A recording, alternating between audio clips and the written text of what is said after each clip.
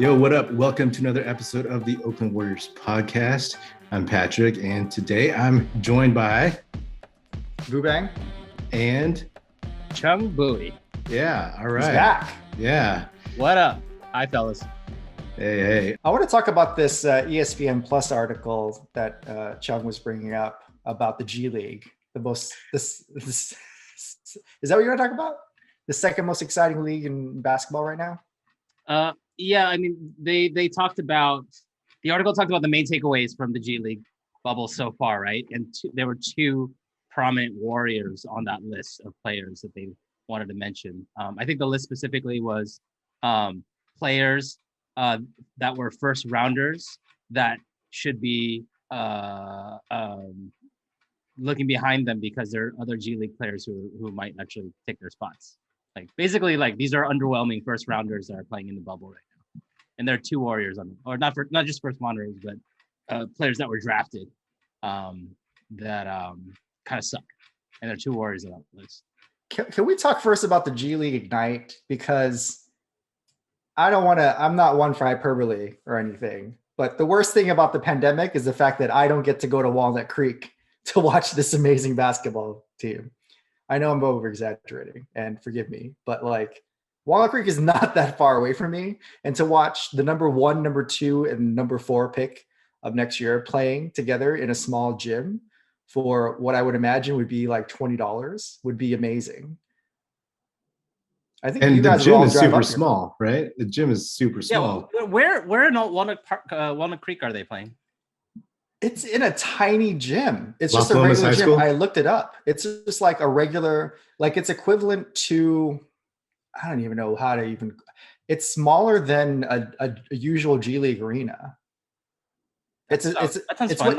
You know how big the Santa Cruz arena is, right? It's like 4,000 people. It's supposed to be smaller. I think it's smaller than that. Yeah. Wow. That sounds fun. Yeah, I would totally watch 100%. a game. Especially since the three players Bubang mentioned, 2 of them are Filipino, right? One of the number 1 and number 2. So you think Jalen Green's going to be the number 2 pick? Well, Kuminga is going to be number 1, right? Kuminga is definitely Filipino, right? Yeah. Hey, Cade Cunningham, he dropped 40. So. Wow. I guess, yeah. So Cade will be number 2. Do you guys it's going to be Kuminga and then Cade. Do you guys think that this changes the one and done model at all? Because I think recently we also saw LaMelo and what's his name go to Australia for a year, right? RJ Hampton, yeah. Let's think about this. I'm going to name you all of the positives, and then you give me some negatives, okay? Number 1 is Jalen Green is making $500,000 this year. Number 2 is, did I mention Jalen Green is making $500,000 this year? Number 3 is they get to play in America, but they also don't play in their hometown. They're not playing in Sydney or Melbourne or Serbia. They're playing in Santa Cruz, Ontario, upstate New York. It's not quite big cities, but they still get used to everything. And they also get, I would imagine, pretty good healthcare and pretty good trainers. We're not talking about, other than Duke and some of the big programs, they're getting, I don't think you should be concerned about any injuries. So you're talking about vis-a-vis playing in college. Yeah. I don't know if I trust the training staff in every single college program, but these should be professional trainers, if not, yeah. And then you're also playing against actual professional basketball players. Yogi, is that how do you pronounce his name? Yogi Ferrell? Yogi Berra? Yeah. Yogi Ferrell, Jeremy Lin, Jarrett Jack. They're not in the league, but they're those guys. And then the two-way guys. Yeah, and then the two-way guys. It's the best of both worlds. And also $500,000. But not every G League player makes that much though, right? No. The G League Ignite guys do. All of them? Well, the top guys. I don't know how much all of them make. Kuminga probably makes less. I'm sure Jalen Green makes the most because he had higher stock going in. Yeah, I think it'll catch on. It's just a question of, there's a couple dudes on the G League, at least one some taller dude who in the first game he didn't look good, and so it's like questionable. If you go, you're going to be there for a while. If you're not good enough because of the bubble. Yeah, I mean, no, But like no, next like year's- just like if you go. I mean, here's the thing: like if you go and you're not good enough to get drafted first round, then you're just going to be a G leaguer for like a year or two. Maybe a team will sign you. You know what I mean? So like Or maybe you go to Europe or something. yeah. So not that college basketball. I mean, I hate college basketball. I used to love it. I just hate it now. But there's definitely like options. I mean, did you listen to the Strauss Bogut episode? I was going to mention that. Yeah. Yeah, I mean, you talk about Australia, right? Yeah, I mean, Yeah. Vubang, I think you told us about it, or you told me about it at least. And yeah, and he talked about how it's better for them to go to Australia because they're not going to be home and coddled. But hey, I do think that it helped LaMelo Ball because I have a feeling that league is way more physical in terms of like ticky-tack fouls.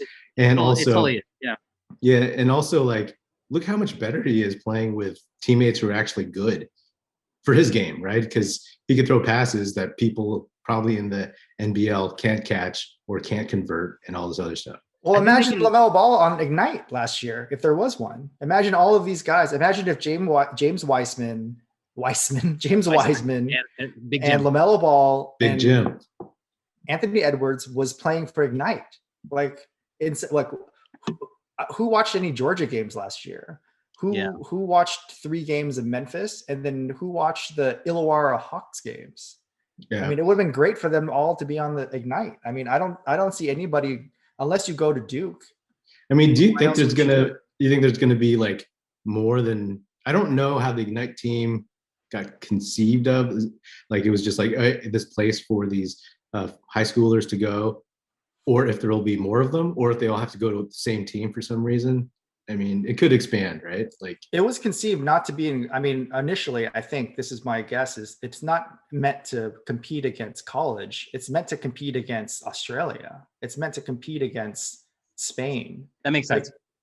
I mean, you can't because you provide the financial incentive that did not exist before, like salaries were like what they are now for like. But again, like Jalen Green, only the special players get like that bump, right? The 6-figure bump. How is he doing? The tall Indian kid. I don't know. I haven't watched any games since the first one, and I think I didn't even know there was one. Vubang, he told me there was an how are they even like funding these big salaries though? Where do they make their money? The league, the G League. Gatorade. I'm sure maybe a part of every team pays for it. I mean, it's just it's smart in the long run. They probably have the teams that own their own like G League teams, right? Fund them, but what about Broadway Plaza? No Walnut Creek. I mean, it's a good investment. It's a good investment. I mean, you know who's coaching the team too, right? It's Brian Shaw. Yeah.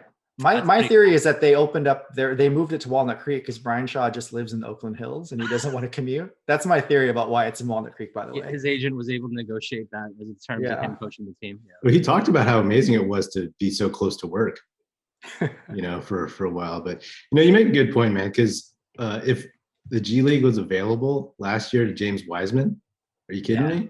I mean, like, I don't know if he dropped out of college or if he left Memphis, and then he could have just signed with a team. You know what I mean? Like, but do you guys think though, like the G League is as rigorous, like versus Australia or like Europe, like the EuroLeague? Your positive about Australia is my negative. Like, do you want to send somebody to Australia for a really rough league? Like, I wouldn't want to get injured. Yeah, I like Patrick's point about like how. Yeah, like when I've been underwhelmed with LaMelo pretty much his entire career up until he made it to the NBA, and now I'm just like, this kid is special, right? I don't think he would have been able to do that if he did not go to Australia. I think the number one reason to do this is you get to develop them close to home and actually have a better idea and sense of how good these players are. Maybe because if LaMelo was playing in Walnut Creek, there would be less people that would be like, this guy can't make it into the league. Sure. But what basketball players want is Sorry, What's maybe that? it was intentional for him to go to Australia to get away from his dad, though. That's true. Well, his dad would have easily gotten to Walnut Creek. He would have just commuted from LA to Walnut Creek. Seriously. I mean, he would have just moved in. But like this provides more certainty for GMs to be able to evaluate. Yeah, it does. Like Yeah. imagine if every time they play Sacramento and Golden State, they can just hop over and see a G League game. I mean, who knows? Maybe Chet Holmgren will just be like, I'm going to the G League. I'm going to Walnut Creek. The amount of love you have for Chet Holmgren, I don't know if you hate him or love him, but this reminds me of 10 years ago when I started saying dog, ironically, but then I ended up just saying dog all the time. Like, what's up, dog? You keep bringing up Chet Holmgren because he's the only guy I know. But you're gonna fucking fall in love with him. He's the only guy I know in the 2022 draft. So whenever we talk about the Warriors pick potentially, not the Minnesota pick, not going to the White Grim Reaper. He's how tall is he? 6'11", 7 feet. Whoa, he's 7 feet, dude. And he's like 110 pounds. Oh wow, that's nice. Sounds like gold ball. Yeah. So, but anyway, so yeah, I'm all for the G League. I would love to see it. But like, tell me what was in this report that you read. By the way, I got to say, I'm really, really bummed when I found out. I was really bummed when I found out that Zach Lowe's 10 Things I Like is like now on ESPN Plus or ESPN Insider. That was like the only article I would ever read on ESPN outside of like box scores and just features on the Warriors. And so now it's like, oh, jerks. But anyway. Yeah, that's the opposite of what I felt when I was reading ESPN page 2 20 years ago. And I was like, this guy on ESPN page 2 is going to get his own website. Are you guys both drinking something? I'll grab something. Yeah, I'm drinking something. Yeah. So this article essentially just broke down all the players that are playing well in the G League and all the players that are playing poorly in the G League. And guess which bucket the Jordan Poole, Alen Smailagić conversation was? I mean, poorly. Let's start. The article does have some positives about Jordan Poole. Let's start with the positives. He has a nice mustache. Nice mustache. His short shorts fit his figure very well. He's the second leading scorer in the G League. Yes, 23 points per game. He's also leading the league in turnovers at 5. No, we're sticking. Is that okay? Just a positive. No, you're right, because that's the only positive. Though that the 23 points a game is the only positive in the article. Actually, he would fit in with the Warriors well right now because he fouled on a 3-point play, and David Lee loves doing that because we all know that you can block a 3-pointer. He goes like, he's like, oh my god, I can't believe that happened. Like, I can't believe that. He does that both on offense and on defense. Like, yeah. I'll be like, oh, but then when he fouls somebody, like, oh. At least he's consistent, right? Yeah. So, 23 points per game, but leads the league in turnovers at nearly 5 per game while continuing to struggle defensively. And he has a lack of situational awareness that really shows, particularly in that 4-point play. Lack of situational awareness sounds like you show up to a party with no pants. It's just like, oh, wait, like what? Or you grab a drink and you just go and face a corner and you don't talk to anyone. Yeah, it's just like, is it not one of the worst things you could say about somebody? Kind of bad, yeah. It's not good. Yeah, can we talk? Are you done with like the positives? Because I was about to go in on Jordan Poole. I was about to sink Poole Island for you. Yeah. Might as well, man. I mean, like, there's all this talk about Poole being the guy who could be the backup point guard, take Wanamaker out. I do think if you combine Wanamaker's defense with Poole on offense, then you might have an okay player, but that's never going to happen. But the thing is about Poole, it's like, man, everybody's talking about, X number of points, 23 plus points a game, but it's like, they're there to be chuckers. Him and Nico Mannion are there to get as many touches. Empty calories a little bit, right? Exactly. And one thing is, like, I've always said, he doesn't seem to have a great feel for the game, and that lack of situational awareness in the G League is kind of bugging me. But I don't know. I'm still not buying very high on him. And so that report kind of contradicts like everybody trying to hype him up. It's like, oh, he's playing really well. He's like the best player in the G League and the leading scorer, second leading scorer now. Who was saying that? I don't know. People. Who is saying that? Because I feel like it's very clear to everyone that he's just lacking in so many areas, right? Because you can be a scorer. It's relatively easy to be a scorer if you're coming from a high profile like basketball background, right? But like Vu was saying, right, the lack of situational awareness, that's kind of damning. Yeah. You guys remember?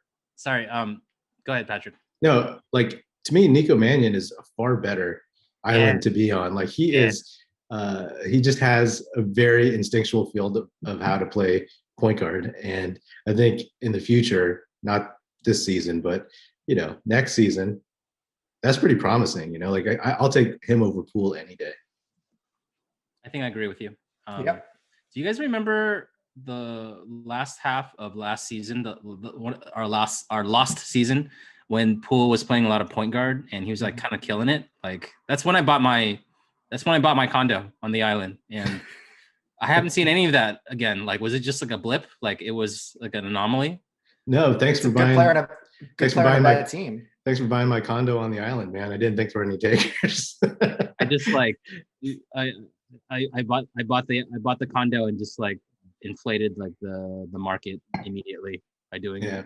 I actually don't really remember. I remember all the hype around it, but like he was good. I may not have been watching, but did it actually look like he looked good? He looked like he knew how to run a team, not just bring the ball up the court. It wasn't, but it wasn't.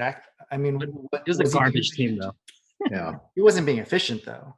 No, he was definitely not being efficient, but he was like he's shooting well. He just seemed like a lot better with the ball than without the ball. But then I don't know, even like, but now this year, I have buyer's remorse 100%.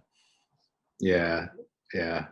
I want him to be good. Let's see what happens when he comes up to the big league team and they give him minutes. I mean, I think Slater on The Athletic was saying that he and Wiseman have a good rapport on the court, which I'm guessing is from practice because we never see them play together.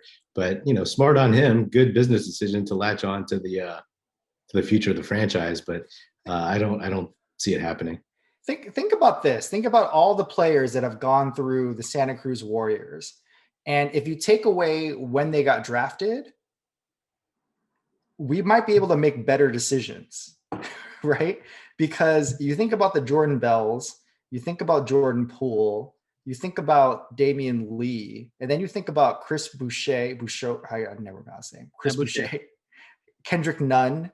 Like you think about all these players and you see flashes of them in the Santa Cruz Warriors, and the line for all the players that we lose that move on is like, they're really great players, but we just couldn't keep them, right? And then they go on to better things. And then for the low first round picks, we just assume that they're going to go back to the proper Warriors. Like if you take off where they were drafted, if there's a way to do this analysis without like Bob Myers' job being on the hook, then we can make better decisions.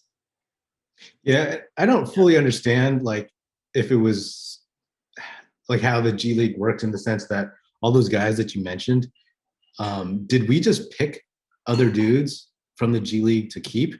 Because obviously in those times the Warriors were good, right? And did they have space? I mean, I know.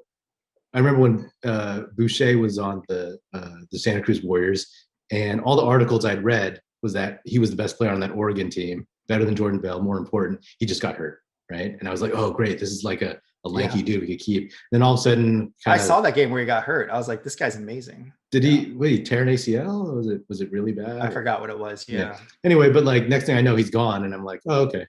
But I don't know if that was something that the Warriors didn't like. Their hands were tied or something, or any idea? That's what I'm saying is like if you go back and see like why their hands were tired and you look who was like number 14 and 15 on the bench, like it's the Jordan Poole, the Jordan Bells and all those guys who were drafted proper. Yeah. So there's already like a financial commitment to those guys. Yeah, and it makes sense. Like every NBA team does this, right? There's a commitment because you drafted them. You can't just give them 1 year but because they got drafted, like I think those cash considerations, right? yeah. I It's mean, all these been players, downhill since then.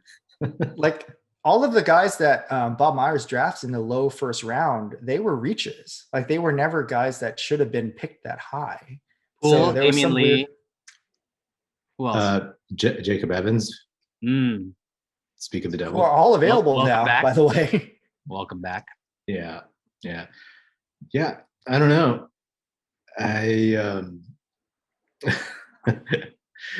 Yeah, I can't say. You just racked off a bunch of names that were on the Warriors G League that I really, really like.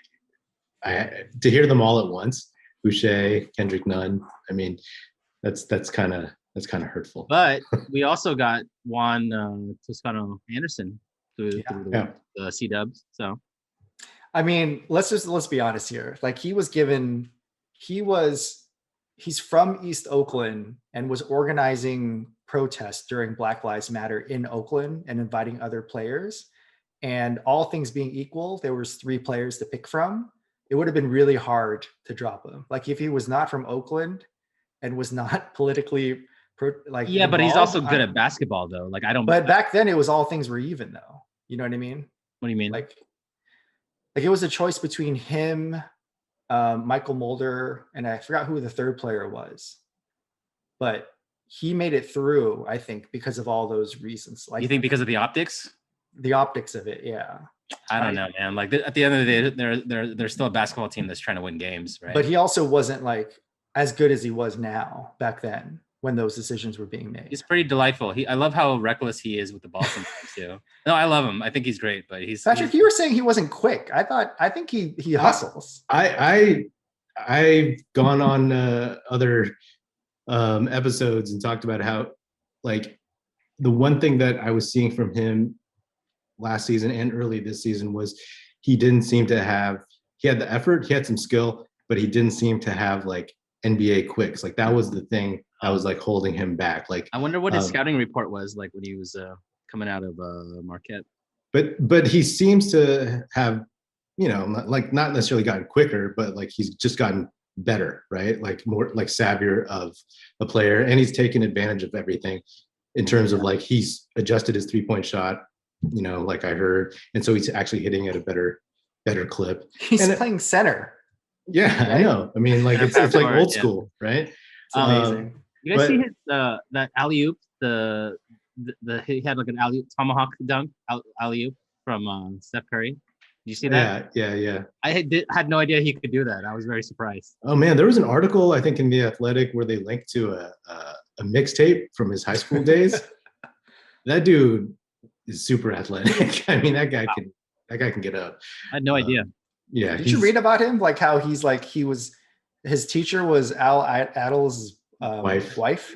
Yeah. Yeah, she was the one that introduced him to basketball or encouraged him. Hell, Oakland. That's such like so many like things just like worked out for him. Right? Like yeah, pretty interesting. Yeah, I think his presence on the team. I mean, I think even though he can play a lot of different positions, right? Play probably 3 through 5. He's our Matt Barnes. Yeah. So I don't. The Warriors should just make projects. Always have room for one Bay Area kid. Because if you think about all the guards in the Bay Area in the last 10 years, from like Jeremy Lin to Dame to Toscano, go back to Jason Kidd. It's like, why don't we just say whoever is the best Bay Area guard right now, you get at least the 15th slot. The 15th. I'll do you one better. And that position is funded by like a donor pool of some kind, like Friends of the Warriors or something. Yeah, if you get season tickets to the Santa Cruz Warriors, you fund the 15th position off the bench. That'll be great. The fact that JTA is actually good, I mean, that makes it tougher for Jordan Poole. Yes, Jordan Poole plays like more 1-2, maybe a little bit of 3. Yeah. But I was saying at the beginning of the G League, like right now, there's no one on the roster that Jordan Poole doesn't do anything like better than anyone on the roster. Okay. Even Juan Toscano-Anderson is a better guard than Jordan Poole and is a better big than Alen Smiley. And Mulder is a better shooter, although he's been kind of off lately. But Mulder's situational awareness is pretty good.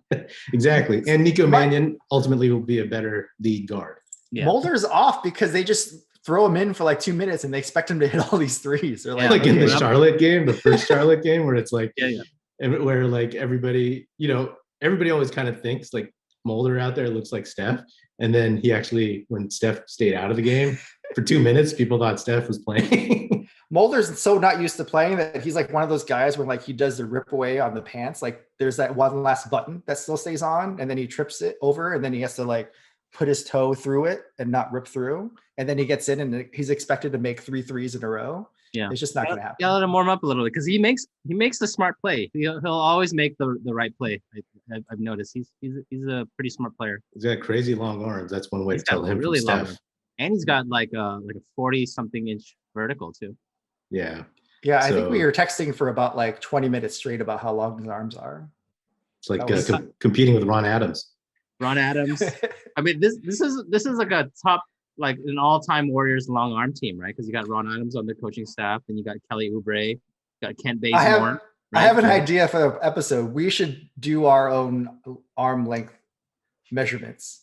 Our 3 of us. Just be like 53 inches. I'm 54. 4 feet. No, seriously, let's do it. That'd be pretty funny. Yeah, I've thought about that. I'm pretty sure my wingspan is like shorter than like, right? It's supposed to be the same, like roughly the same as like your height, right? Yeah. I have a picture of me at the Hall of Fame, and there's like a wingspan like exhibit, and you can compare your wingspan to Steph or KD. Oh wow! It was pretty cool. Yeah. He has a 1-to-1 wingspan, right? With his height, he's like 6'3" wingspan. Steph looks more like kind of traditionally proportional. Yeah, he's like a normal dude. Basically. Yeah. He's a model. Like he's basically, if he wasn't playing basketball, he would also be modeling for Express, regardless. So everything is proportional. Why for Express? him. That's so random. Because he did Express before. Oh, he did? Yeah, like he's a model for Express for Men. When he first kind of had his coming out party in terms of 2014-15. That's like your like entry level like clothing sponsorship, right? Yeah, I thought that was a women's store, but it's Express for Men though. Express for Men. They transitioned, yeah. Oh, okay. All right. So who else is in the G League on that report? I mean, I don't want to go over any of the bad. The other bad players are Tyrell Terry and Alexei Pukashevsky. I love saying his name. How about we talk Smiley though a little bit? Yeah. A little bit of Smiley. What do you want to say, dude? Like I feel like the proportion of all the stuff that we've talked about with it's Smiley. not great. It's not great. I mean, he's given us the best GIF of all time. Other than that, it's like I think it's so amazing. Again, my theory about Smiley is he's actually not 20 years old, because like when you look at him and that hairline, you're like, oh, this dude's like 44 years old, right? Like I think he might be secretly just like really old, but he has a baby face, Do you think Alex Caruso is like 60? Possibly. Alex Caruso, latest spokesperson for Manscaped. What's Manscaped? It's like it's a brand. It's a brand. It's a trimmer, like men's grooming trimmer. Do you want to hear what they said about Smiley though? Sure. Yeah. Is this just paragraph or something? Yeah. Yeah. Nothing positive. There's nothing positive. Summarize it for me. Uninspiring play, both sides of the floor. Failed experiment. The modern elements of as a passer, shooter, and defender teams want to see from big men. So basically, every aspect of his game has been trash. Yeah. But I guess this is the only positive. He's only 20 years old. So is Luka. Maybe he has room to I didn't know Sean Livingston played in the G League. Did you know this? Yeah, on his way back. Like he played wherever he could, I mean, actually, when you look at the list of all the players who have made it back to the NBA, a lot of them are Warriors. Seth Curry, Sean Livingston, Justin Holiday. Kendrick Nunn. Pretty good list, man. Yeah. Good. They know how to find and let go of talent. Guess who is on the list of players that should be getting a call up though? Jordan Bell. Yeah. You think he's blackballed at all? or do you think he just isn't that good? I think he has that reputation because of the Mike Brown incident, probably. Yeah, that is embarrassing. I mean, again, bringing up the Bogut episode, you heard him talk about that, right? Like that whole thing. I mean, that sucks, right? Because Jordan Bell, remember, everybody's talking about how unfair it was when he got drafted, that he's going to the Warriors, they're getting more loaded. He's like mini Draymond and all that stuff. And he actually played really, really well until he sprained his ankle really badly. And after that, he never really became the same player. I'm not saying that it was a sprained ankle, but his momentum was like gone. And it just doesn't seem like he had like the maturity to improve or to really make his, really take advantage of the opportunity that was in front of him. Because people were talking about him being like their starting center in a year or two after that, He was the next Draymond. Yeah. 17 points, 9 rebounds, 3 assists, 2 blocks, and 1 steal while shooting 81% from the field. 81% from the field. The sad thing is he can never come back to the Warriors. I mean, he'll play for another team and be good, but he just can't come back. It's the best version of him would have been great on this team. I don't know if he'll be good. Like, he just doesn't shoot well enough, and he's still like 6'6", 6'7" at best. He's listed at 6'9". This is 6'9", yeah. Yeah, when I played in high school, I was listed at like 5'10". Really? Wow. Yeah. Is that like a 6-inch difference there? It's like a foot. Wow. I just have a really large like wingspan. You had that Ron Adams. Yeah. I had my friend's dad, like he the team in the tournament decided to like up everybody's height. And it was so once we showed up, they were like, oh, those are all lies. and we got throttled. That's another episode of the Oakland Warriors podcast. Be sure to subscribe wherever you get your podcasts. Check us out at oaklandwarriors.com, and be sure to tell your Warrior fan friends to subscribe and listen. The Oakland Warriors podcast is produced by National Film Society. That's it. Music in this episode provided by Paper Sun. Special thanks to Paul Amardo for production support. See you next time, and go Dubs.